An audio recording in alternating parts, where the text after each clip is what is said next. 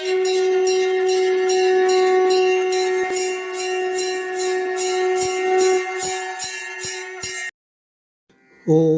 ஸ்ரீ குருப்பியோ நமஹ. ஓம் கம் கணபதையே நமஹ. நம்ம ஸ்ரீநிகேதன் வலைதளம் வாயிலாக முருகப்பெருமானுடைய சஹஸ்ரநாமத்திலிருந்து தினமும் ஒரு நாமாவளியை சிந்திச்சென்றிருக்கோம். இன்றைய தினம் 476வது நாமாவளியாக ஓம் நிராதங்காய நமஹ.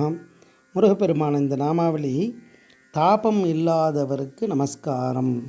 அதாவது ஒரு காரியத்தை செய்யறதுக்கு முன்னாடி யோசித்து அதை செய்கிறதால ஏற்படக்கூடிய வெற்றியை உடையவர். எதையுமே திடீர்னு செஞ்சுட்டு அதால் துன்பம் வரக்கூடிய ஜீவாத்மா மாதிரி இல்லாமல் இறைவன் எல்லாத்துக்கும் நிதானித்து ஒவ்வொரு ஜீவனுக்கும் அந்த காரியத்திற்கான பலாபலனை கொடுக்குறார். அப்போ அவர் எப்படி இருக்கார்னா தாபமற்றவராக இருக்கார். தாபகா அப்படின்னா தெரியும் நமக்கு, சூடு, துன்பம், வேதனை, மனக்கஷ்டம், துக்கம், இதெல்லாம் தாபம். அப்படி அந்த தாபமற்றவராக பரம்பொருள் இருக்கார். அது அவருடைய இலக்கணம். ஆனால் ஜீவாத்மாவுக்கு இந்த துன்பங்கள் எல்லாம் வரும். ஆதங்கா அப்படின்னாலும் நோய், பீடை, வேதனை, பயம், இதெல்லாம் அர்த்தத்தை கொடுக்கும். அப்படி இந்த ஜீவனுக்கு தான் இதெல்லாம் சரீர உபாதையிலேருந்து எல்லா விதமான உபாதைகள்லாம் இந்த ஜீவனுக்கு தான். ஏன்னா அந்த ஜீவனுடைய சரீரம் அப்பேற்பட்டது. சுகதுக்கத்தை அனுபவிக்கிறதுக்காக தான் அந்த சரீரமே படைக்கப்பட்டிருக்கு. இந்த ஆத்மா அதுக்குள்ளே அந்த சுகதுக்கத்தை அனுபவிக்கிறது. அப்போ இந்த சரீரத்தை வர்ணிக்கும் பொழுது அனுனா சுவாமிகள் அழகாக வர்ணிப்பார்.